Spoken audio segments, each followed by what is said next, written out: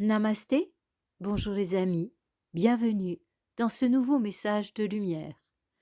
Les messages de lumière portent une vision spirituelle sur les événements passés, présents, futurs. Cette chaîne contient également des vidéos de santé bien-être. J'en fais beaucoup moins depuis que les événements s'accélèrent, mais j'en ai posté presque 100. Donc, si vous voulez savoir comment jeûner, savoir comment rester en santé, savoir comment entretenir votre bouche, vos cheveux, ou bien faire un jour de jus, enfin, il y a tellement de vidéos de santé sur cette chaîne que il vous suffit de retourner en arrière et pour trouver de la nourriture dans ce sens-là, entre guillemets, si cela vous intéresse. Maintenant, eh bien, il est clair que je me consacre davantage à ce partage spirituel par rapport à ce que nous sommes en train de traverser actuellement.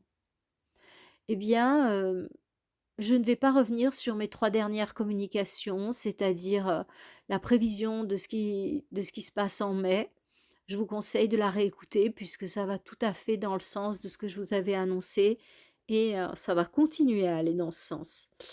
Et ça s'accélère aussi, la vidéo, le podcast d'après aussi est tout à fait d'actualité et les énergies christiques aussi. Donc, voyez que nous restons fidèles à nous-mêmes, toujours sur cette même lignée. Eh bien, comme vous avez pu le constater, les choses s'accélèrent, les événements s'enchaînent et se ressemblent. Donc, eh bien, ces événements nous demandent de faire preuve de beaucoup de résilience et il est important de les comprendre comme une initiation. Voyez-vous, le Christ est venu sur terre, il a subi l'humiliation, la torture et finalement l'assassinat. Et pour tout ça, pour permettre de passer une initiation qui allait lui permettre d'atteindre l'état christique et permettre au divin Père de se manifester dans un corps de chair pour très peu de temps, mais c'est suffisant pour pouvoir ancrer cette énergie sur la terre. C'est ce qui s'est passé à partir du moment où le Christ a ressuscité et où il a été adombré par le divin Père, celui dont il nous a tant parlé. Eh bien, voyez-vous, à un moindre niveau, certes, mais tout de même, nous sommes en train de traverser une initiation et nous allons en vivre plusieurs initiations. C'est-à-dire que nous allons nous trouver face à des moments, des événements qui sont très troublants pour nous. Et en fait, c'est dans ces moments-là que l'on montre ce qu'on est vraiment.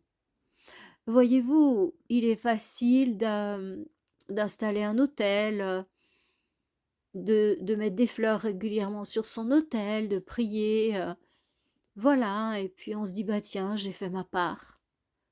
Et puis voilà, c'est très bien de le faire, hein, et bravo si vous le faites régulièrement. C'est très beau d'honorer la divinité. Mais là, en fait, on va nous demander encore beaucoup plus.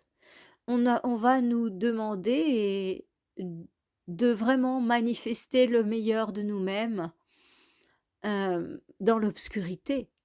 Et c'est dans l'obscurité que nous allons vraiment pouvoir faire briller notre lumière. Et c'est dans cette obscurité que notre lumière va pouvoir éclairer nos semblables.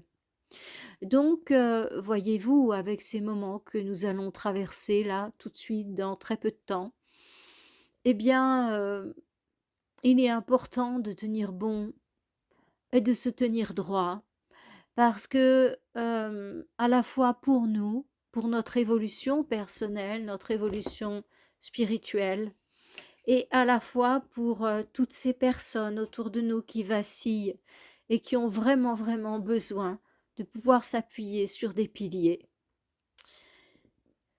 Je ne vous cache pas que une initiation nous pousse dans nos retranchements, voyez-vous. Il y a des mois, des années même, que l'on informe les gens pour leur dire préparez-vous. Moi, il y a à peu près 3 ans que cette chaîne existe et que j'ai essayé de vous apprendre à jeûner, comment faire pour arrêter le sucre, comment faire pour arriver à gérer ses émotions, comment faire pour arriver à faire un reset émotionnel, comment faire pour arriver à élever son énergie. Enfin, c'est de mon côté, j'ai vraiment essayé de mettre à votre disposition, et vous les avez toujours sur cette chaîne, des outils pour pouvoir avoir une vie en conformité avec la loi qui est amour. Amour de soi, amour des autres, amour du divin. Et donc, eh bien, voyez-vous, certains ont entendu et certains ont mis en place tout ça. Et s'il manque de nourriture, ils sont habitués à jeûner. Ils ne seront pas du tout paniqués. Et ils pourront être vraiment d'excellents outils du divin pour pouvoir soutenir les autres, garder la tête froide, les aider. Et c'est exactement la même chose pour ceux qui sont habitués à prendre la douche froide. Je vous ai expliqué comment faire. Eh bien, s'il n'y a plus d'eau chaude, ça ne va rien changer pour eux parce qu'ils prennent déjà une douche froide.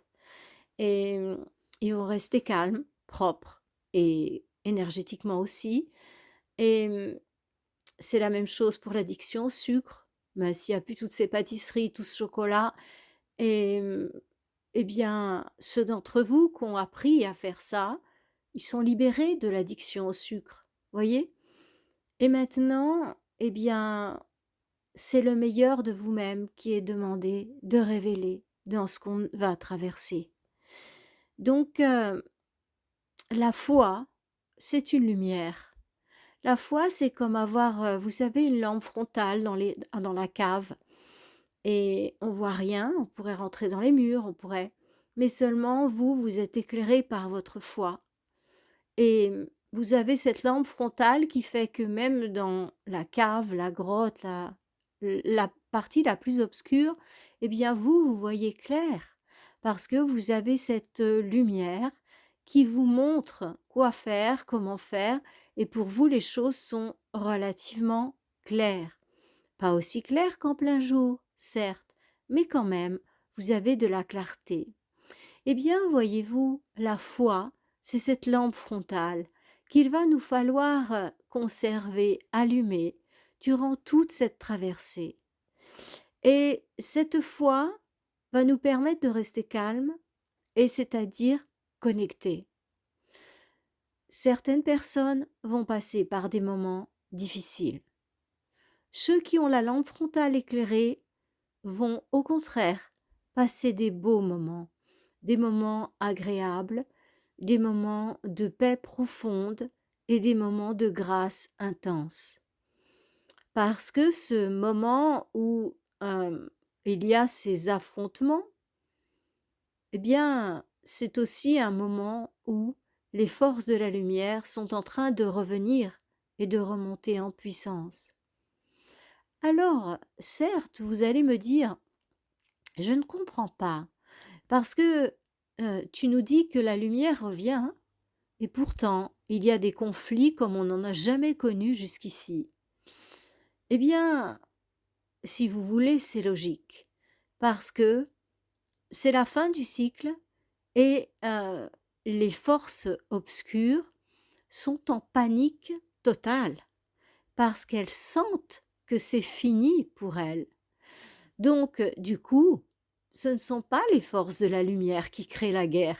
Absolument pas. Ça n'est pas notre nature. Notre nature est amour. Mais ce sont les forces de l'ombre elles-mêmes qui sont en train de paniquer et de s'auto-détruire. C'est ça qui se passe. Et croyez bien que tous ceux d'entre vous qui sont connectés à la lumière, qui sont connectés à ses plans, à Marie, à Jésus, à Bouddha, à Mahomet, à Durga, Shiva, Krishna, peu importe le concessionnaire. Eh bien, ces personnes-là seront complètement épargnées.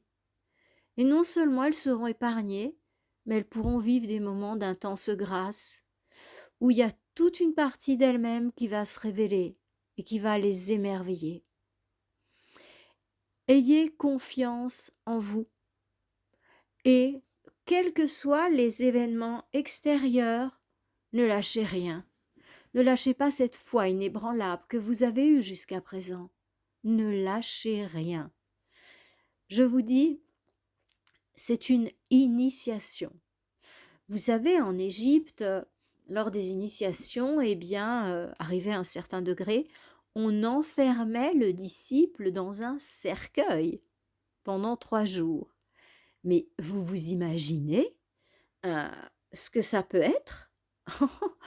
Être enfermé comme ça, avec aussi peu d'air, le contrôle, la maîtrise que ça demande, c'est absolument remarquable.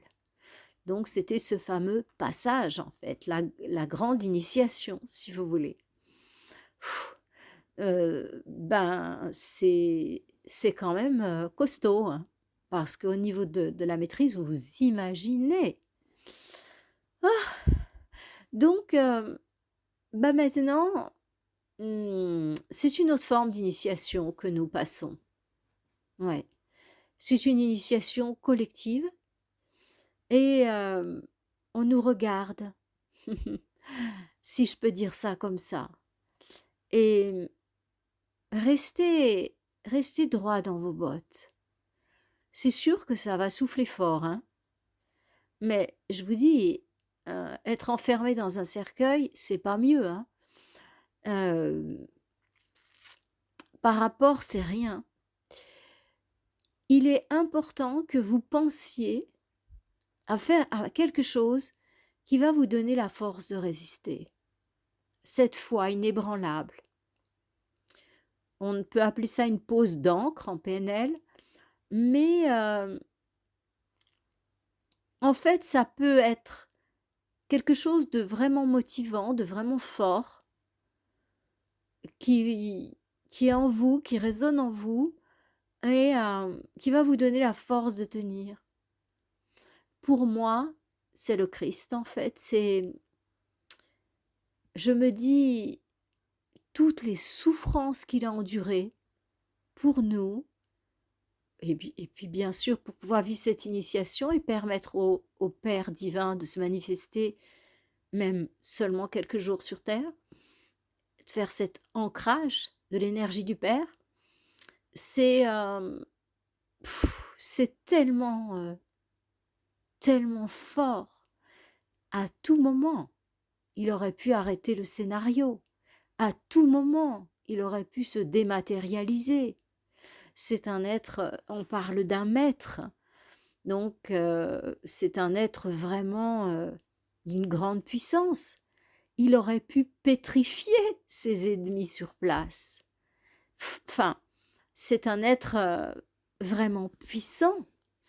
Et il s'est comporté comme l'agneau, avec douceur, sans résister, avec l'amour. Et sans doute que c'est pour cela qu'on appelle Jésus l'agneau, parce que il a eu vraiment cette douceur. Je ne sais pas si vous avez déjà pris un petit agneau dans vos bras, c'est édifiant. Il est tellement confiant, et puis il est tout mou, il se laisse aller dans vos bras, il est tout doux, et c'est vraiment très très touchant. Et Jésus s'est abandonné, et il a donné tout ce qu'on peut donner. Il a atteint le summum de la résilience, de l'acceptation. Et donc, lorsque je pense à cette grandeur, Moi, ça m'inspire. Et je me dis, ben non, c'est rien. Là, ce que tu passes là, c'est vraiment rien par rapport à ce que Jésus a enduré. C'est vraiment rien, quoi. Vas-y, tiens bon et remercie. Voilà. Alors après, chacun d'entre vous va trouver sa manière, va trouver comment faire pour soit poser un ancrage, c'est-à-dire retrouver un moment où vous avez fait preuve de beaucoup de force, et puis l'ancrer en vous. Je vous renvoie aux vidéos de PNL pour voir ce que c'est qu'un ancrage, ou à votre praticien si vous en avez un.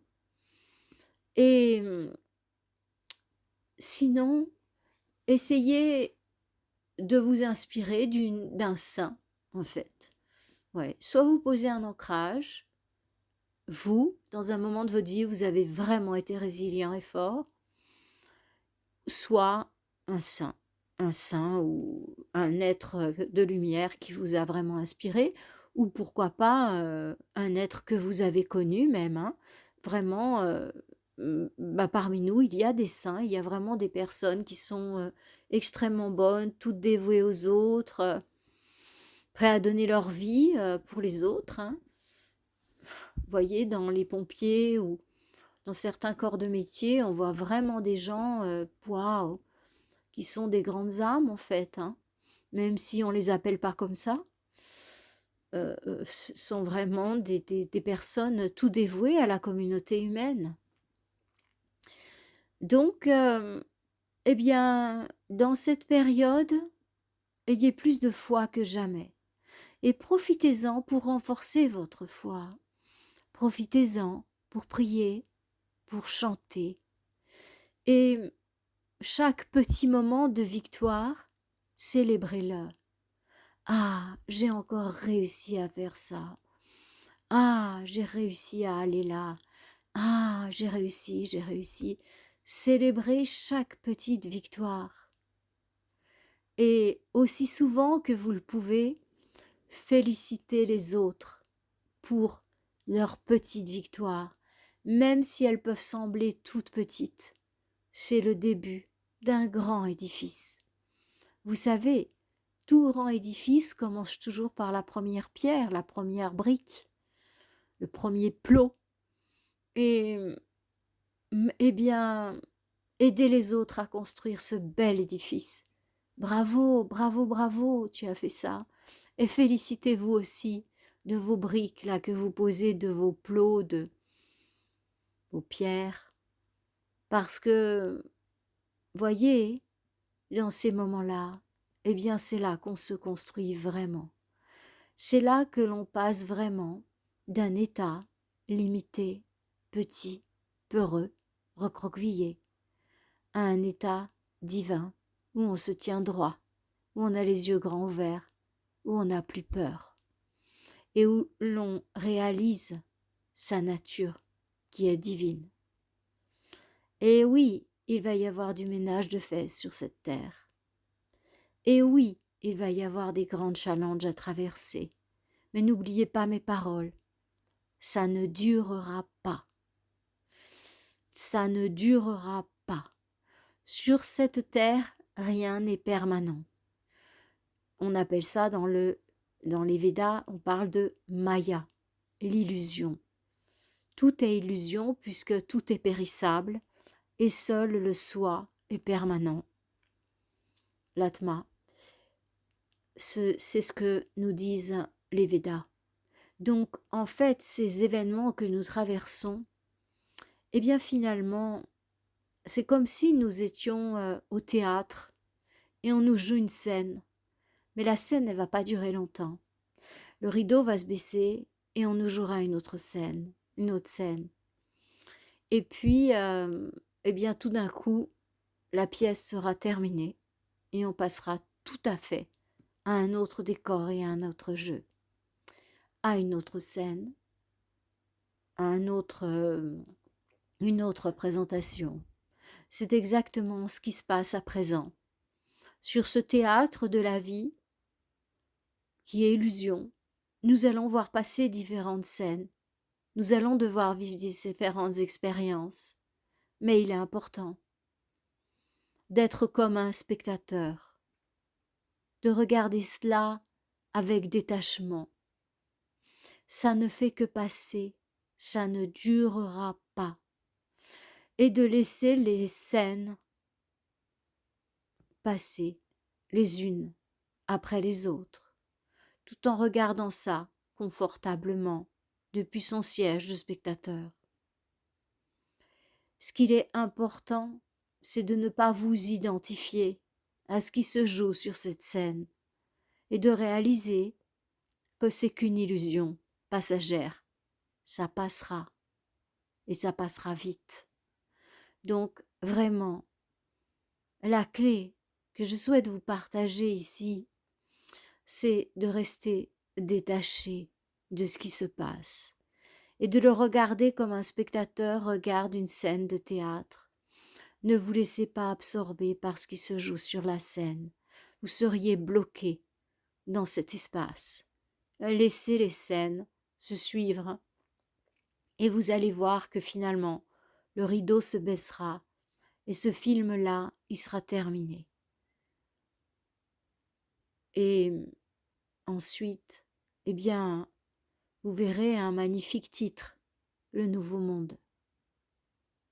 Et vous verrez, vous vivrez différentes scènes, différents espaces, la reconstruction, les retrouvailles, toute cette nouvelle vie, ces nouvelles capacités, ces nouvelles opportunités, et puis ce monde merveilleux qui s'ouvre pour nous, pour les enfants. Et eh bien, tous ensemble, nous nous réjouirons. Et ces scènes que nous avons vues, que nous avons laissées passer, eh bien, nous n'y repenserons même plus. Voyez, c'est un peu comme un accouchement. Une fois que vous avez le bébé là, qui vous regarde avec ses gros yeux, eh bien, toutes les souffrances de l'accouchement, c'est terminé. C'est tellement beau ce qui se passe là. C'est tellement beau de sentir ce bébé qu'on vous pose sur le ventre, que tout le reste s'est oublié. Et pourtant, c'est douloureux. Bon, maintenant, on a tendance à faire des péridurales, mais les femmes qui l'ont vécu sans péridurale savent. Même avec la péridurale, mais ça n'a rien à voir avec ce que vivaient les femmes, ou ce que vivent encore certaines. Peu importe, mais tout ça pour dire que ce qui nous attend, c'est tellement beau que laissez passer ces scènes. Ne bloquez pas dans un espace-temps. Ne restez pas bloqué. Parce que le danger, c'est que ces espaces sombres, ce sont des vrais trous noirs, en fait, qui vous emportent dans les profondeurs. Ce sont comme des spirales absorbantes. C'est-à-dire, ne vous laissez pas aller à des émotions négatives, à des peurs, à de la tristesse, à de l'accablement, à de la rage. Restez à l'extérieur et pensez bien que vous êtes un spectateur, que c'est un monde qui passera, il ne fait que défiler devant vos yeux, et des moments meilleurs vous attendent. Restez avec ce regard de la conscience, identifié à ce regard de la conscience qui voit tout avec un certain recul. Libérez-vous des pressions des sens, du mental, pour placer votre mental sur le plan supérieur, le plan de l'esprit. Placez vos émotions sur le plan supérieur, celui du corps, celui du cœur. Et vous allez voir que cette traversée, vous allez la vivre beaucoup plus paisiblement. Quand vous voyez une scène, dites-vous, ça passera. ça ne durera pas. Eh bien, en Espagne, là, il y a eu une coupure de lumière. Ben, je crois que toute la planète est au courant. Et eh bien, les gens ont eu peur, certains, pas tous d'ailleurs. Et en fait, ça n'a pas duré. Ça n'a pas duré. Donc, la lumière est revenue, voyez?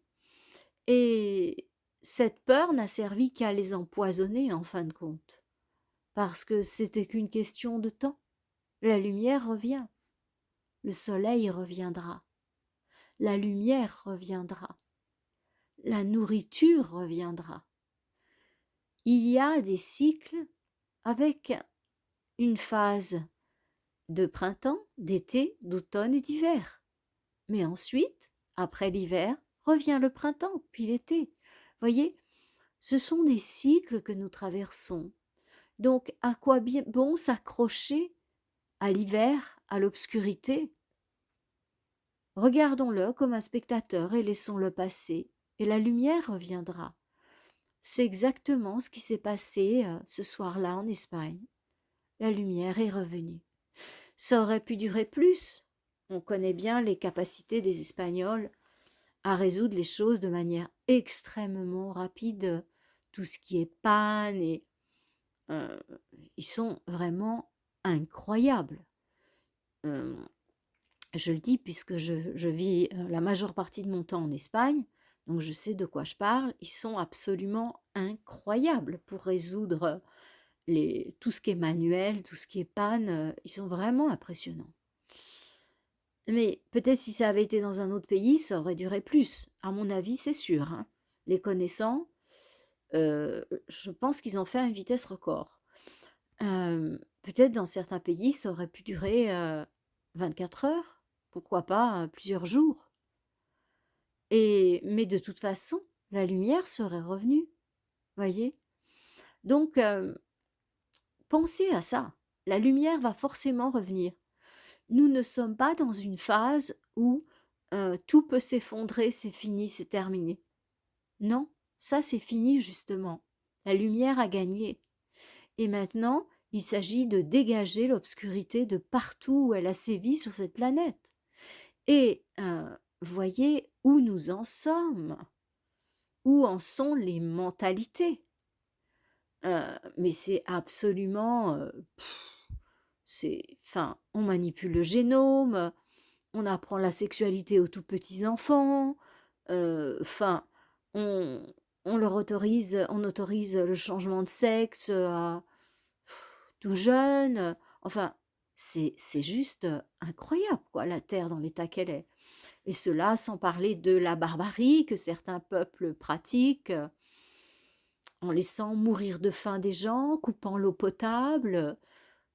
Enfin, je sais pas, hein, vous avez bien une idée de ce qui se passe à Gaza. C'est même pas humain cette histoire-là, c'est pas possible, ça dépasse l'entendement. Comment on peut faire mourir de soif et de faim une population avec des femmes, des petits-enfants et des grands-enfants? Euh, Puis les hommes aussi, ils comptent. Mais je veux dire, il y a tellement de barbarie que, bah bien sûr que de barbarie, d'absurdité, d'inconscience, de rituels que je ne vais pas rappeler. Donc, eh bien, comment s'étonner que on doive passer par un grand nettoyage? C'est évident, c'est évident. Et ça, c'est pour le bien, même si ça vous paraît, même si ça vous paraît terrible. C'est pour éviter pire. C'est pour arrêter la gangrène et qu'elle pourrisse tout l'organisme. Voilà.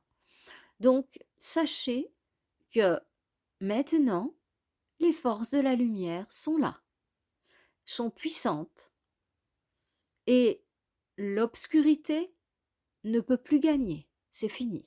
Ça, c'est fini. Depuis 2024, enfin là, le printemps 2025, c'est fini.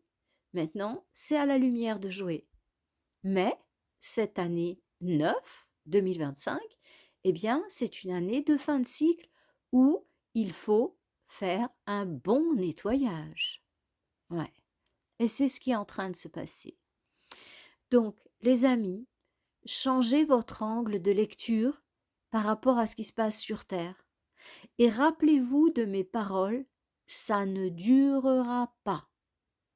Je m'engage et je vous le répète, ça ne durera pas. Ce que l'on va traverser va être très intense, mais ne va pas durer. Et l'autre chose qu'il est important de savoir, de se souvenir, c'est que la France bénéficie d'une protection toute particulière de la part de la Mère divine. Il y a eu, oh je ne sais pas combien, pardonnez-moi, amis chrétiens, mais il y a eu un nombre d'apparitions mariales en France qui est assez considérable, hein.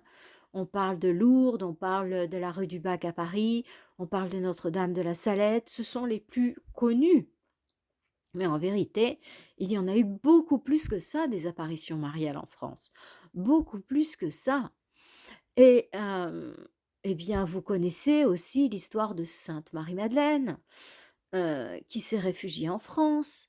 Vous connaissez sans doute la légende des Gitans, avec le bateau, avec les maris, qui a échoué au large des côtes françaises, et les maris qui ont été récupérés par les Français sur une plage. Enfin, voilà, si vous ne connaissez pas la légende des Gitans, allez-y. Et d'ailleurs, ce lieu a été baptisé les Saintes Maries de la Mer en hommage aux maris qui sont arrivés d'Israël euh, dans un bateau parce qu'on n'a pas voulu les exécuter. Exécuter des femmes, à l'époque, ça ne se faisait pas. Et on les a mis dans un bateau et puis avec cloué les issues et voilà, et on a emmené le bateau en haute mer. Et la légende des Gitans nous dit que ce bateau, eh bien, finalement, il a accosté, enfin. La légende, moi, telle que je la connais, c'est pas tout à fait ça. C'est que, en fait, les maris étaient sur un bateau, les trois maris hein, de la Bible, euh, Marie la Sainte Mère, Marie-Madeleine, et puis Marie, l'autre Marie, c'est pas Anne, c'est pas. Enfin, les chrétiens savent. Et enfin, les catholiques, puisque les protestants, je crois qu'il n'y a pas Marie, hein. Donc, mais je pense qu'ils ont une bonne connaissance de la Bible, bien sûr. Donc, en fait, on dit que dans la légende des Gitans, telle que moi je l'ai apprise, eh bien, on dit qu'un ange est apparu à Marie et qui lui a dit de couper sa tresse ou sa queue et de la jeter à l'eau, qu'elle allait se transformer en passerelle. Et les maris étaient vraiment exténués, sans boire, sans manger, abandonnés sur ce bateau. Et donc, elles étaient au bout, quoi, au bout du bout. Et l'ange aurait dit à Marie, jette ta tresse dans l'eau, elle va devenir une passerelle et vous pourrez marcher jusque sur la terre. Et c'est ce que Marie aurait fait, et elles auraient réussi à, excuser la trivialité, mais se traîner jusque sur le rivage, où elles se seraient complètement laissées aller, et là, des pêcheurs français les auraient retrouvées, et eh bien, les auraient hébergées et sauvées. Et ce lieu, on l'a baptisé les Saintes Maries de la Mer, et chaque année, on célèbre la Mère divine dans sa barque, là, qu'on transporte partout. Alors, voilà, c'est moi la légende des Gitans, telle que je l'ai entendue. Peut-être qu'il y a d'autres versions, hein, mais celle-là, elle me convient pas mal. Donc, eh bien, en tout cas, il y a beaucoup de traces de Marie, de la Mère divine en France. Voilà, vous connaissez aussi l'histoire des Mérovingiens, les premiers rois français. Donc,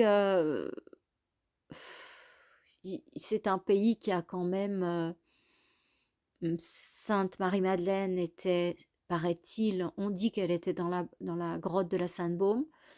qu'elle a fini ces jours-là. Je ne sais pas. Franchement, je ne sais pas si elle a emporté son corps ou on dit que c'est son crâne et ses ossements et je ne sais pas. Franchement, je ne sais pas. Je n'y ai même jamais pensé avant d'en parler là. Mais peu importe. De toute façon, la mère divine protège la France. Donc, ça va. Ouais, ouais, ouais.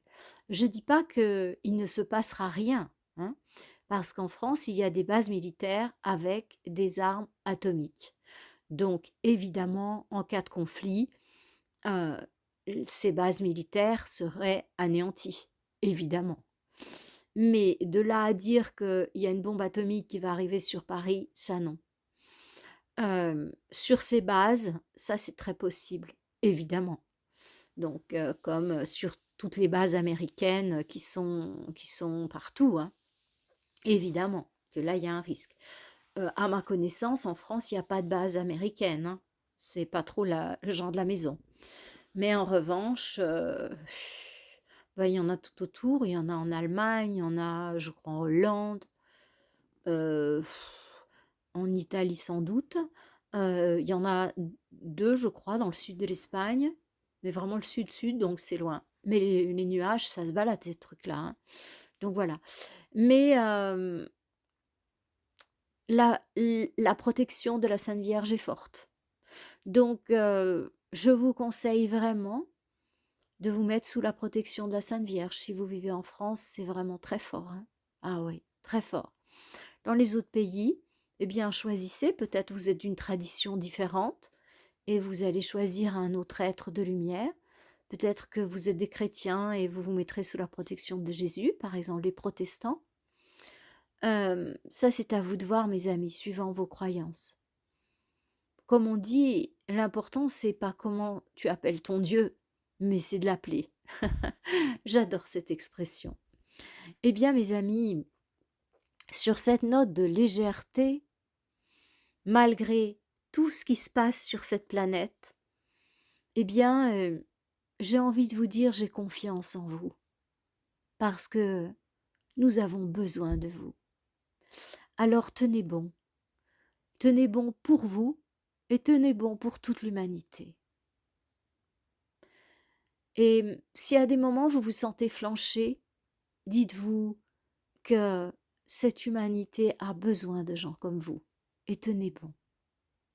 Voyez-vous, parfois, pour enregistrer ces messages, je me dis, j'ai d'autres choses à faire, je suis fatiguée, enfin, enfin fatiguée, non, c'est pas tellement mon truc.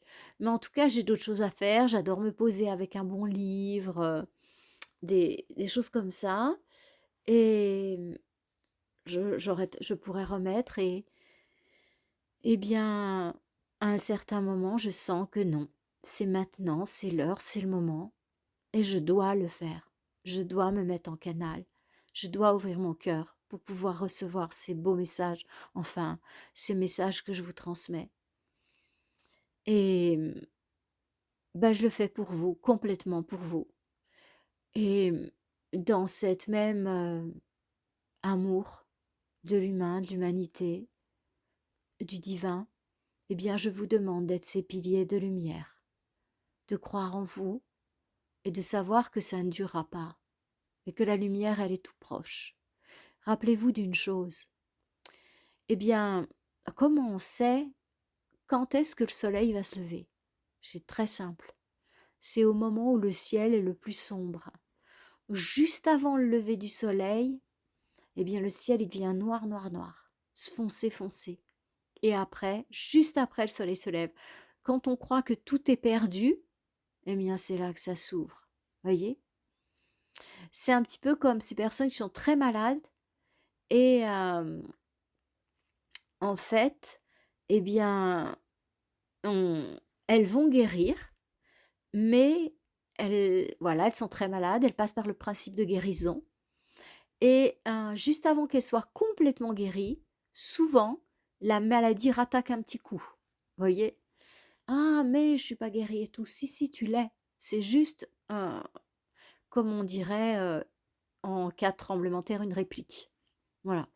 Donc, pensez bien que la nuit, quand le ciel il est très très noir, c'est que la lumière va se lever.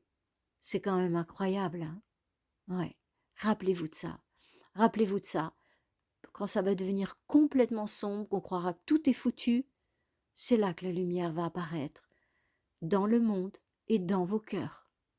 Tenez bon, mes amis, pour vous, pour votre famille, pour toute l'humanité. Je vous souhaite le meilleur et que la grâce soit sur vous et sur vos maisons. Namasté.